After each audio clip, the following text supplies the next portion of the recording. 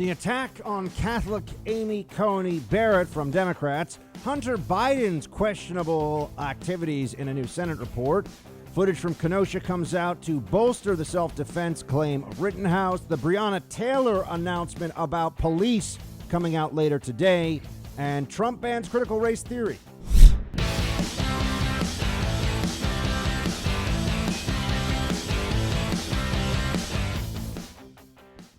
Welcome, friends, to the Buck Sexton Show. An honor and a privilege to have you here with me. As always, fired up here for the election season.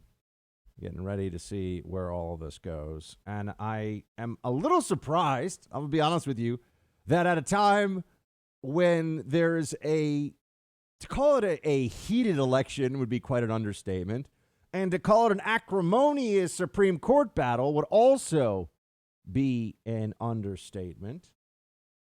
But there's a relative pause here in the main narrative from the left. I think that perhaps, and I've been saying this all along, that my expectation is that they will say completely unhinged, insane things. Let's recall, it was not long ago that they were accusing the grown-up equivalent of an altar boy of Brett Kavanaugh, that they were accusing him of being a serial gang rapist from high school, and they will say anything to try to stop Amy Coney Barrett. The problem is their usual attacks, even if they lie, I think they've recognized they're going to have to get really creative with their evil. They're going to have to extend themselves, get a little bit outside their comfort zone with the usual sexist, racist.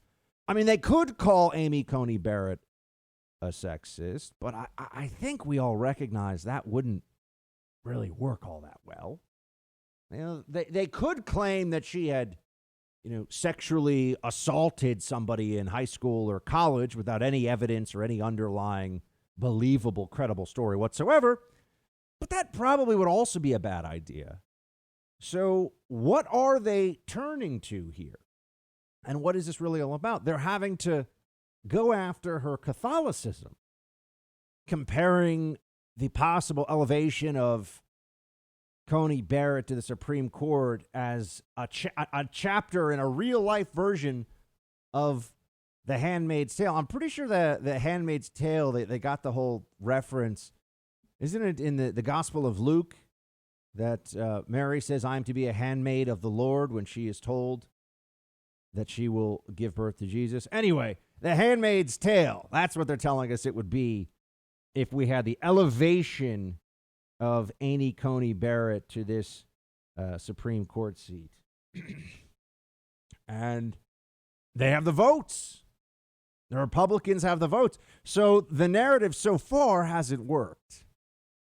They're trying to come up with something. I don't know if they really believe that defaming a Catholic for her faith, I mean, for just being a mainstream believing Catholic, defaming one is a good idea right before the election. Although I will say Catholics who in majority vote Democrat have largely turned into for a lot of Catholics, I should say, their Catholicism is something more akin to being in the Rotary Club. It's a little bit more like a community organizer group where you go twice a year and, you tell people you're Catholic, but you don't really believe it. You don't believe any of that stuff. And there are a lot of those Catholics are going to vote Democrat. A lot of those Catholics are going to be fine with all of this because they don't take offense to the slandering of their faith because it's really more of a cultural and social tradition for them. But maybe it's going to backfire on them. I can't tell you. I can't know in advance. Somebody who was raised Roman Catholic and went to Jesuit school and studied for years in school the Scripture and the New Testament. I'm amazed at how many Catholics think that the Democrats are the ones that really represent their ideals. But nonetheless, that's what ends up happening. That's the new reality that we all live in here. So they're going to try the process moves. They're going to try to just do what they can to prevent this from happening. As I've said to you, here's Chuck Schumer saying that they're going to use tools to delay this. Play 12.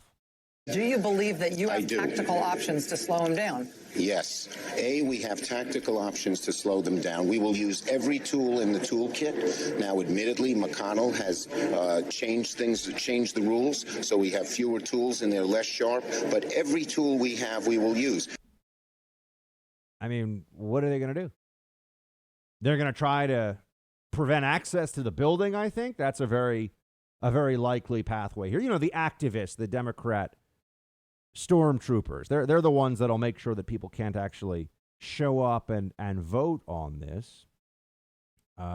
They're going to say, well, that this is a terrible day for women's rights. Isn't it amazing the Democrats argue consistently that the elevation of an eminently qualified mother of 7 to the Supreme Court is somehow a loss for women? Yes, modern feminism has done so much for women, hasn't it? Negated huge parts of who they are and undermined motherhood. But anyway, I mean, that's not new. We've been saying that for a long time. I only wish that people would wake up to this reality. They really want to force as many women as possible. And look, women should be allowed to choose whatever their destiny. If they don't want to get married, don't have kids, great. You're allowed to do that, of course. And if you want to be a person who's only chasing a career, that's fine.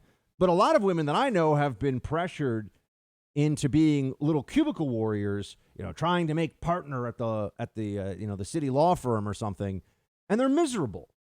They're absolutely miserable because they don't have time to have a family. They don't have time to raise kids. They're doing these things. But if you even say that out loud, people shout at you, oh, you're like one of the bad people in the Handmaid's Tale. Or this is the same way that the left they have a few cultural analogies that they like to make, or they have a few cultural references that will come up constantly in politics. They love Harry Potter and they love The Handmaid's Tale. Those are the two things. I know other people like Harry Potter too, but the liberals need to read another book. But I think that they're going to do everything that they can to frighten people around Amy Coney Barrett, and it's not going to work. But it does create a frenzied state of mind for the Democrat base, so that then they're more willing to do the insane things that Chuck Schumer can't say out loud, can't tell people they're going to do, or they should do, but he is hoping that they will. And then they're just going to say things that are obviously factually wrong. I mean, here's CNN's Allison Camerata, for example, making a claim that anybody with a passing familiarity with our legal system and the Constitution would know is not really an accurate statement. Play 3. I think one of the interesting discussions about abortion is that the country is generally divided. I mean, almost split right in half about how they view it. However, in the latest Gallup polls, 20% of the country, I should say only 20% of the country wants to outlaw it. Okay, so you can feel differently about the different nuances of it, but only 20% wants to outlaw it. And that's ultimately, obviously what would happen if Roe versus Wade were done away with. And so it's just interesting. I mean, obviously we're segueing into a political stance here, but if the country does, would support the direction that this is going in. She left out that 80% of the country believes that third-term abortion should be illegal. Or maybe it's 70 some odd percent now, but huge majority of the country thinks that third-term abortion should be illegal. Europe, which is a very progressive place, Europe has restrictions on abortion. It depends on the European country. But there are European countries where, the first trimester you're allowed to, but beyond that, they say that this, the science, this is the European argument. I mean, the real argument is life at conception, but the European argument in these states would be that pain and consciousness, because of the development of the fetus, has reached a stage where 4 months in, this is a baby, obviously. Democrats won't admit that. No, it's not a baby. It's something else. It's just a clump of cells that's growing that looks a lot like a human, that has a heart and a brain. But what she says about how it would obviously be outlawed is obviously untrue. There would be some states that outlaw it. There would be some places that don't want abortion to happen. But there'd be other states. It would become a state's issue, which makes a whole lot more sense than the Roe v. Wade decision. And then you'd have places where there was this practice going on. You'd have other places where there wasn't. Federal funding would probably have to change. You wouldn't have federal funding for clinics that do abortion. So, I mean, it would be a huge victory for the pro-life movement, obviously, no question about that. But it wouldn't be illegal everywhere. But they're just going to say things like, it would be illegal. Well, where? Where specifically? And I think that, California and the morality, for example, in New York and California of its abortion practices would feel very different to a lot of the residents if they couldn't force Texas and Alabama and Wyoming to also have abortion, right? If they couldn't force these other states to do it under federal law. So there's also that. There's the creeping fear of, oh my gosh, what if people can actually stop and think about what has been going on and who has been supporting this and how grotesque and immoral it is. But this is the most they can do. It's really all about Roe. I mean, the people that say Amy Coney Barrett is such a setback for women and that they're all terrified about her, more than anything else, it's Roe v. Wade, which is now a plank in the Democrat Party. It's really essential to the aspect of not having that horrible Supreme Court decision in place. I think it emotionally damages and drains them just to think about it. But they haven't come up yet with the Amy Coney Barrett destruction routine. They haven't shown us their hand. I'm wondering what it will be. Perhaps it will just be process. There'll be Catholic bashing. There'll be anti-woman stuff, of course. But maybe it really is just they're pulling the fire alarms in Congress and forming human chains at the front door and hoping that does it.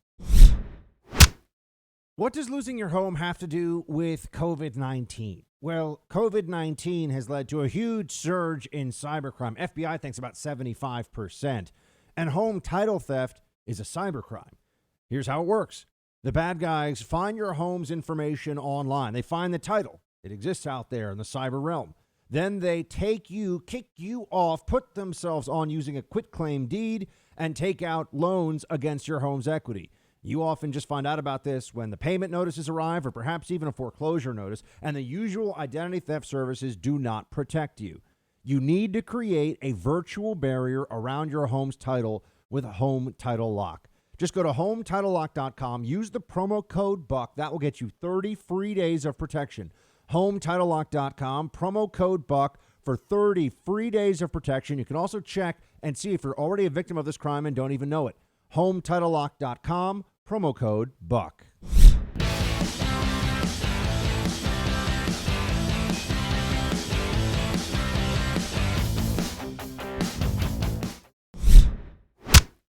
Justice Ruth Bader Ginsburg lived an inspiring life. She paved the way for women in the law, and America mourns the passing of a true public servant. The Constitution of the United States provides that the president shall appoint judges to the Supreme Court.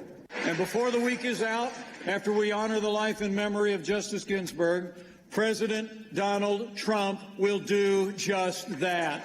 This Saturday, President Donald Trump will nominate another principled conservative, a woman, to the Supreme Court of the United States. And after the United States Senate fulfills their duty to advise and consent, we're going to fill that seat. They're going to fill the seat, folks. I got to say, I'm pleased that the Republicans really never missed a moment. I think there are a couple things that come together on this one. One is that by filling the seat, they are more likely to keep their seats. So this is one of those great moments where political self-interest coincides with the supposed policy preferences of the Republican Party, right? With the obligation to voters that the Republican Party has. So what's best for our Republican politicians is also best for the people who voted for them. Look at that. It's amazing how that comes together. That's very encouraging. It does not seem at all to me like there's going to be some wavering on the part of Republicans. I mean, Collins and Murkowski, they can duck out, and this may be an instance, this may be a circumstance where you say, well, let's let them do that, or I should say, not be too hard on punishing them, because we'd rather have Collins and Murkowski than a Democrat, and they don't want to lose re-election, so they're taking this more moderate path. But you just remember, you can't trust them, though. So they're going to be Republicans you can't really count on. It's better than a Democrat, but not much. Mitt Romney, I was very hard on him in the first 24 hours. Well, to be fair, there was an announcement that came out from someone close to Romney, according to the media. I think they tried to set the narrative beforehand. I think something was going on here because there was an announcement that said that Mitt Romney was not going to vote on a Supreme Court nominee until after the election, or would not think that was appropriate. And then the Romney camp, such as it is, said, no, that's not true. So something happened there, for sure. Even Romney seems like he's going to hold the line. Play 4. I think there's some perception on the part of some writers and others that, gee, what happened with Merrick Garland was unfair. I don't agree with that. I don't know whether you think it was a good decision or not, but it wasn't unfair because it was consistent with history. It was consistent with precedent. It was consistent with the Constitution. So the idea that the Merrick Garland decision was unfair and therefore it has to be made up by doing something which also wouldn't make a lot of sense, which is saying to President Trump, you can't get your nominee either, that just doesn't follow for me. The Garland decision was consistent with history. The decision to proceed with a new nominee is also consistent with history and precedent, and that's where I come out. Yeah. My friends, Mitt Romney's correct here. Look at this. The Merrick Garland thing, not the same situation, folks. Not the same deal. Very straightforward. There's no reason they can try to pretend. And sorry, Democrats, elections have consequences. The one thing Obama said, the one quote from Obama that I got to say is useful and true. So what is one of our maxims on this show? We give credit where it's due. And we're giving credit to Mitt on this one so far. And we're going to give credit to even Barack Obama for elections got consequences. Yes, it is obvious, but it is true. So I think that we are going to go forward here. And the libs, I will say, watching them squirm over this one, they're just so upset about this. Oh, my gosh. They're going to have a conservative Supreme Court. And it's not even going to be that conservative. You see, here's the problem. And I want to say this before we start making fun of more silly libs. Because of what a conservative's judicial philosophy is, we don't get as much perceived or actual political value out of the Supreme Court. We don't want a super legislature of the Supreme Court. That's not what I'm advocating for. That's not what those of you listening to this show want. Maybe some of you want that, but I mean, generally speaking, that's not what we want, because all we're asking for is that there are judges who understand the law and apply the law based upon what it says and what the intent of the Constitution as written with its amendments is. Not that they have something they prefer and then they shoehorn that into a dishonest pseudo-legal framework to give people the policy outcome that they prefer. That's legislation. That's not the judicial realm. And that's why I think, as conservatives, it's not like we're going to get a Supreme Court that says, okay, you're going to have universal concealed carry across the country in every jurisdiction, which I think we should have, but and you're going to, they're going to have a flat tax only of 15%, and we're going to, that would be great. That would be great, but it's not going to happen. Right? We don't have a conservative Supreme Court is not a magic wand for conservative policies. So liberals should really chill out a little bit about this. But the problem is a liberal leading Supreme Court is a magic wand for their desired outcomes and policies. So they're losing that. It's like a kid that's having his favorite toy taken away. They're like, I want it back. They're so sad about this. Too bad. Elections have consequences. Too bad. But that's the key difference you're going to see here. So on the one hand, I want to tell all the Democrats and liberals out there, just calm down, okay? The world's not going to end. It's actually going to be a better place, but they won't like it as much. But the law will be the law. That's all we want. We want the law to be fair and applied evenly and equally and morally. Not to have it be some scam to make Chuck and Nancy happy.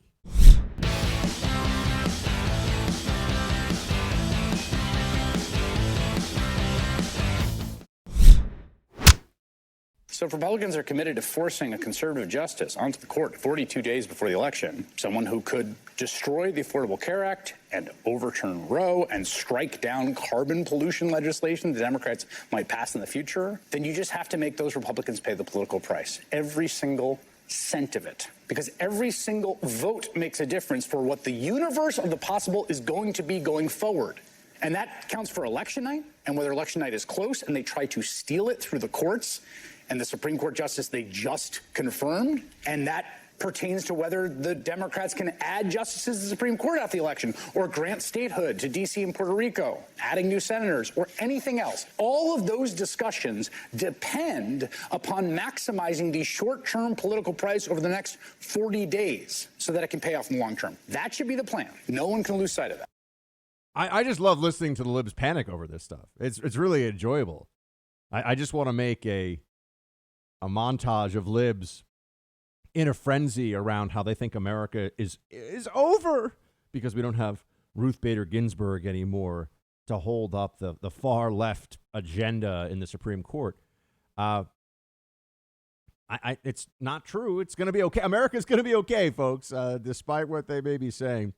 But they often transition immediately into telling us what they really believe, which is that they need more power so that they can use power against the other side. They will, in the same sentence, they'll in the same breath, it feels like, say that Republicans don't respect norms, so give us more power so we can destroy all the norms. Right? Like a child that's, gotten a little sand in his eye from somebody playing with a toy near them in the sandbox. The liberal response is now they're going to run over there and bash the kid on the head with their little plastic pail. Right? They want to escalate. So they claim outrage at the initial minor. It's not even an infraction, but we'll call it an infraction. What the Republicans are doing is 100% legitimate, legal, within the rules.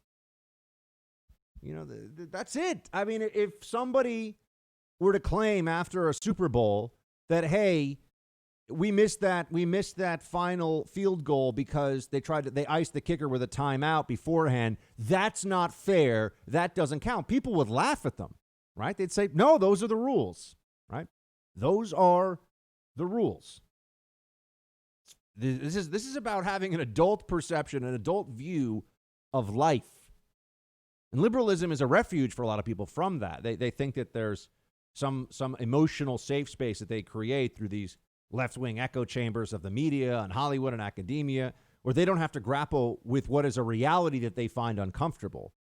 They'll just negate it. They'll come up with narratives that pretend that what has happened has not happened. Oh, okay. That those aren't really the rules, that there's some price that has to be paid by Republicans for all this. It's nonsense. It's nonsense. Look, if they want to advocate for more power for the left, of course, that is politics. That is the very heart of our system. Fine, go for it. But to pretend that there's some grave injustice that has been done here? No, what's really happened is we've lifted up the rock of our system and looked underneath and seen a lot of kind of creepy, crawly, unsettling stuff about our judicial system, which the liberals have weaponized and used to their advantage for political purposes for decades. And conservatives sit around. I mean, I have to sit here and say, Roe v. Wade is bad law. It is an indefensibly dishonest application of the law and a Supreme Court precedent with massive implications for the country. And we just sit here and, okay, hopefully one day we'll overturn. We go through the system. And that's just one of many, many examples. I mean, I want to take it all the way back to Wickard v. Filburn, where they're saying effectively commerce of any kind has to be interstate commerce because even intrastate commerce affects interstate commerce, and therefore you can regulate all commerce at a federal level.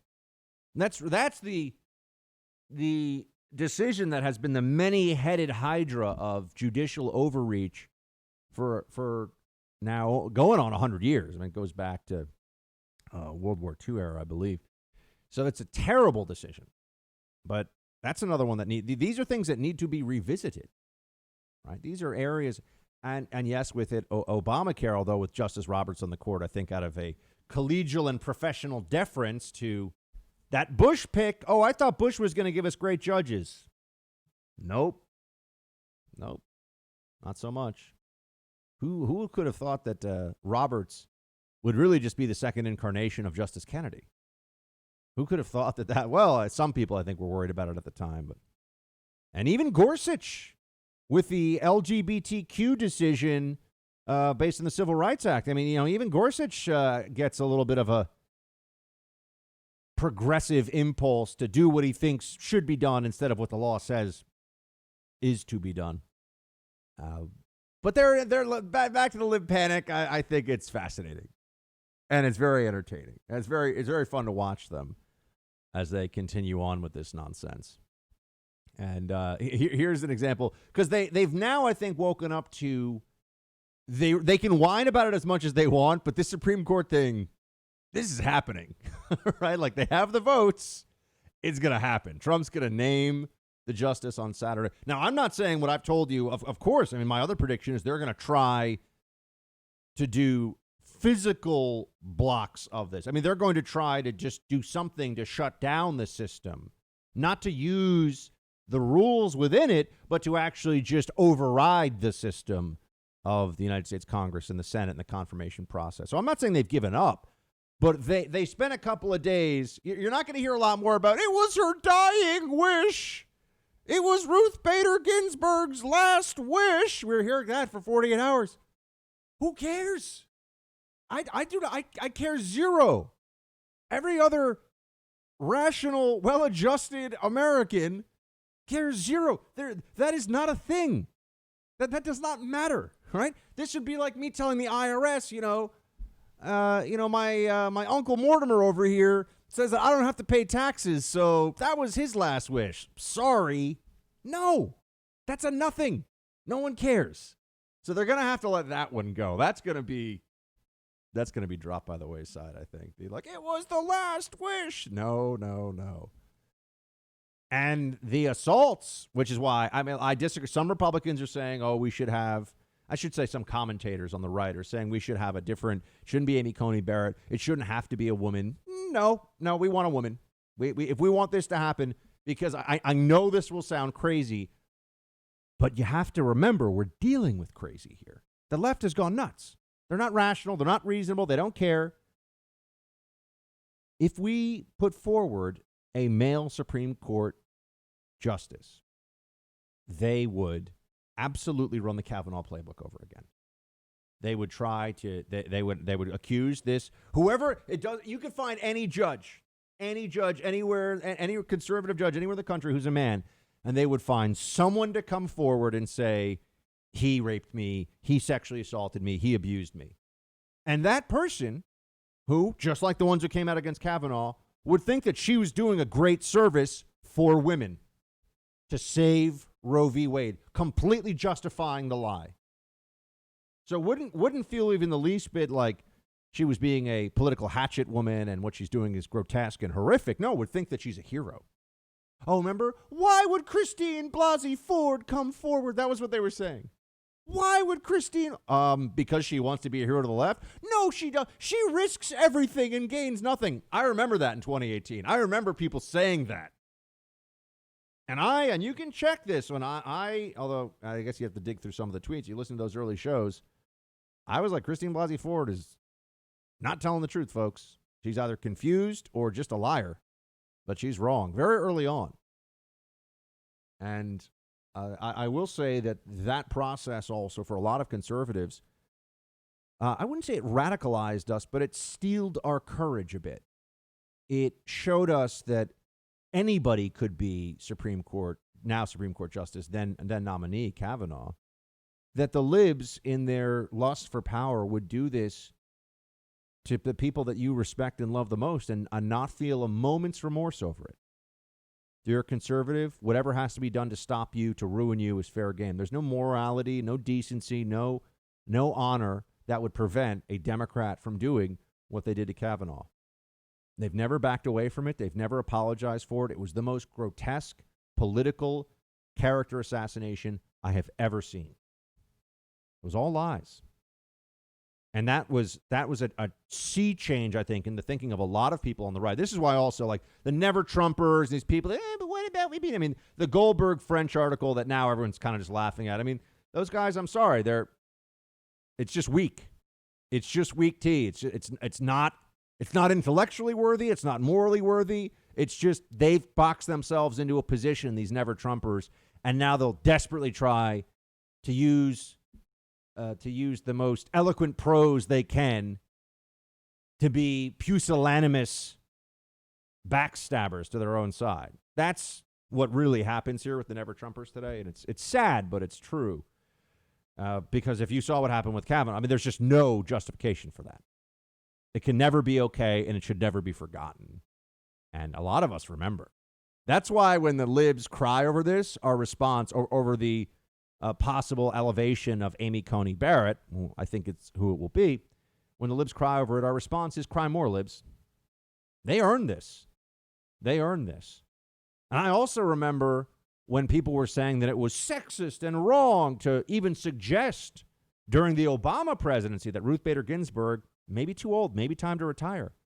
And the libs said no. They would not give up their superstar hero, RBG. And now they're paying the price for that decision. You know, elections have consequences. Decisions have consequences. The decision to go after Kavanaugh, the decision to keep RBG in place well beyond, I mean, how many cancer treatments, how many health scares was she able to have before reasonable people would just say, look, there are 330 million Americans. I don't think we have to have somebody as the Supreme Court justice. There's a lot of good judges in the country. Nope, they wouldn't let it go. The cult of personality would not allow it.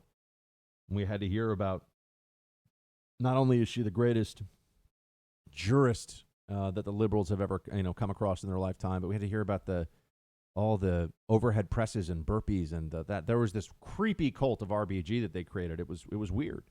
It was weird. She was right about Kaepernick, though. I will say that. Said the Kaepernick protests were basically stupid and disrespectful. She was a smart lady. She was a smart lady. There's no question about that. I just think she's wrong on some critical moral issues of our time. She was smart. But now it's just ram it home time, folks. Make it happen. Get ready for what the other side's going to do, though. What makes me uncomfortable is just that I know they're going to do something so sickening and underhanded to try to stop this. It just makes me uncomfortable because I can't see what it is yet, because they really have so few options that nothing within the realm of sanity would be acceptable, possible, or sufficient. So what would a crazy lib do to stop Amy Coney Barrett from becoming the next Supreme Court justice? That's the question we have to ask to understand what the Democrats are going to do next.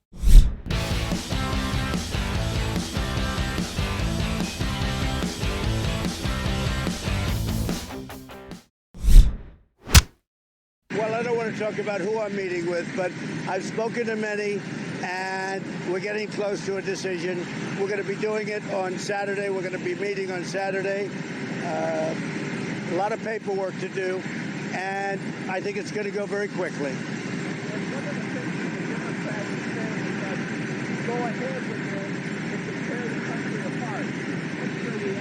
Oh, I don't think so. We need 9 justices. You need that. With the unsolicited millions of ballots that they're sending, it's a scam. It's a hoax. Everybody knows that. They really are doing everything they can. The Democrats are doing everything that they can conceive of to undermine the sanctity, integrity, reliability of this election and also of our very processes of government. And what's pretty astonishing, but I think very obvious, is that they do this knowing that it's going to send the country down a very dark path if Trump wins. Right? They understand that. They're making these decisions right now, not because they think Trump is going to cheat, but they worry that Trump is going to win. It's not the same thing. And they want to have some excuse. They want to have some mechanism for agitation, just like Marxists, right? What's the most important thing? It's not that you have solutions. It's not that you have good ideas. It's that you know how to exploit people's frustrations, envy, their agitation at their own failures and at other people's successes. That's all you need. And Trump's success here in getting reelected will drive them insane. Now, is it going to happen? You know that I'm putting everything that I've got into this, but it ain't over until the Zoftig female vocalist sings. So we shall have to see.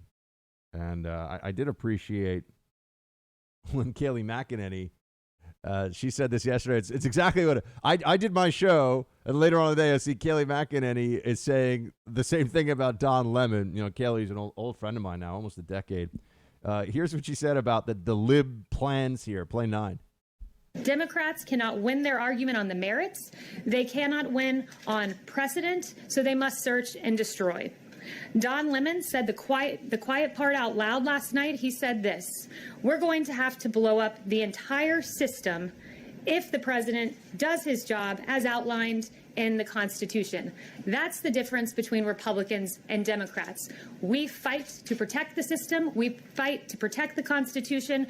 When Democrats say outright, we are going to blow up the entire system because we do not get our way.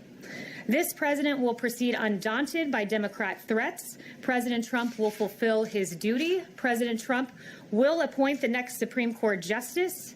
President Trump will protect religious liberty. President Trump will protect our freedom of speech. President Trump will protect our Second Amendment. Under this president, our rights will be upheld, our Constitution safeguarded, and this president will fill that seat. Kayleigh's been doing a great job as press secretary, and she's laying it down there. Why is it that when the left is upset, we all just assume that there will be riots, that bad things will happen, and that doesn't filter into our broader political conversations about maybe there's a political party here that needs a major rethink, realignment, needs to spend some time in introspection? It's not the Republicans, folks.